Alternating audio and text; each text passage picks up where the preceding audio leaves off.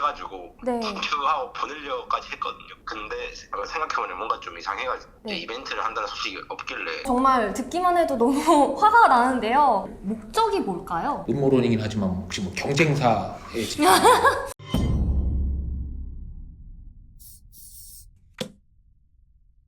안녕하십니까. 법무법인 호함의 신미영 변호사. 임성순 변호사입니다. 1분만 주인장 원민희입니다. 반갑습니다. 오늘은 맨날 칙칙하게 저희 둘이 아니라 무려 112만 유튜버이신 1분만 채널 주인장님을 모시고 이렇게 촬영을 하게 됐는데요. 1분만 채널에서 저희한테 이제 사연 제보를 해주셨는데 1분만 채널을 사칭한 문제가 발생하고 있다고 하셔서 그 부분 좀 소개를 해주시면 감사하겠습니다. 네네.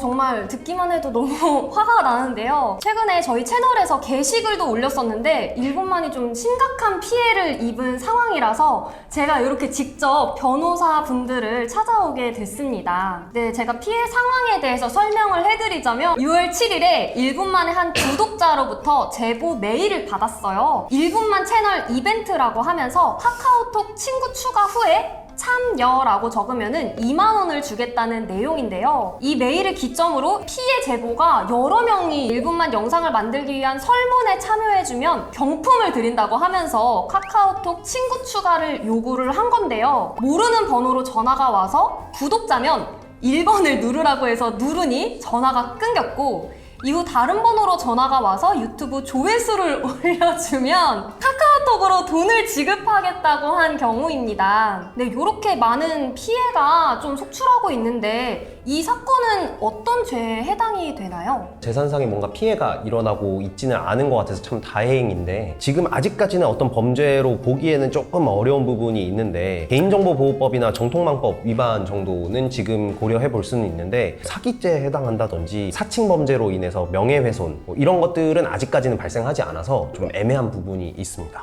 페이북이나 인스타 같은 경우 보면 사칭 계정들 많잖아요. 그쵸. 그래서 뭐 이전에도 보면 사칭에 대해서 좀 피해나 이런 걸 호소하는 경우가 있었는데, 사칭하는 것 자체를 처벌하는 규정은 없나요? 사칭 자체를 범죄로 이제 하고 있는 법 규정은 따로 없는 걸로 제가 확인을 했습니다. 그러니까 한국에서도 계속 이 사칭 자체를 처벌하는 규정을 도입해야 된다라고 하고 있고, 지금도 국회에서 논의는 되고 있는 걸로 알고 있는데, 어쨌든 아직까지는 사칭하는 것 자체를 처벌하는 규정은 없습니다. 그러면은 사칭 자체는 처벌이 되진 않지만 어느 정도 이제 금전적인 손실이 발생한 이후로부터는 이제 처벌이 가능한 거잖아요. 네, 맞습니다. 그러면 혹시 그 금액대가 딱 있을까요? 뭐 금전적인 피해를 입힌다, 아까 말씀 주신 것처럼 이런 거 경우에는 금액 상관없이 사기 성립을 합니다. 그럼 10원이라도 사기했다. 그러면은 이제 처벌이 되는 거죠. 네. 뭐 사칭 관련해서 금전적 피해를 입힌 대표적인 경우는 그거 많이 뜨잖아요. 주식 추천해준다. 네네. 유명한 투자자들 도용을 해가지고 주식 정보를 알려준다는 페이지가 기승을 부리고 있는데, 이거 다 사기입니다. 그래서 명의 도용된 사람이 작년에 모여서 기자회견 한 경우도 있었어요. 지금 이 케이스에도 해당될 것 같긴 한데, 1분만 채널을 도용한 것 같은 경우는 금전적인 이득은 취하지는 않았지만 1분만 채널의 업무를 방해한 걸로 볼 가능성은 있는 것 같아요. 업무방해 자체가 313조의 방법, 그러니까 위계에 의한 방법으로 업무를 방해한 경우를 이제 처벌을 하고 있거든요. 사칭한 게 위계 자체가 해당할 수 있을 것 같아서, 속임수죠. 네, 이게. 속임수를 사용을 해서 지금 자기들이 어떤 금전적인 어떤 이득을 취하진 않았지만 하려고 네. 이제 하면서 1분 만에 정상적인 업무를 네. 방해를 한 거죠. 그냥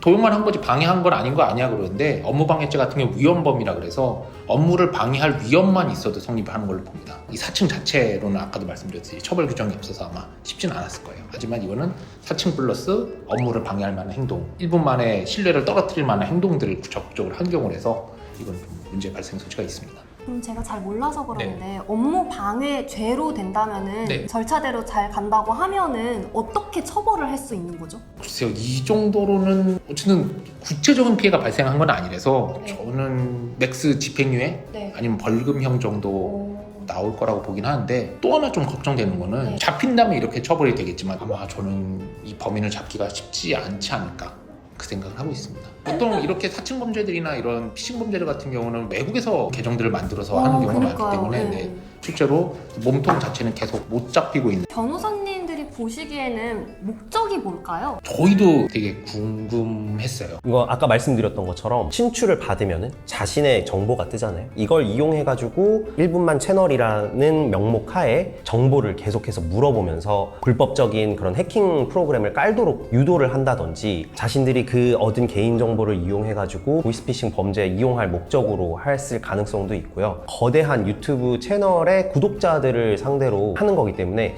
나중에 피해가 발생을 했을 때 오히려 역으로 본인들이 뭔가를 요구를 한다든지 뭐 이런 것들이 가능할 수도 있을 것 같기는 한데 아직까지는 다 뭐 그럴 수도 있다라는 가정 상황인 것 같습니다. 혹시 추후에 피해를 막기 위해서 우리 1분만 구독자분들에게 뭔가 조언이라든지 좀 해줄 말씀이 있다면?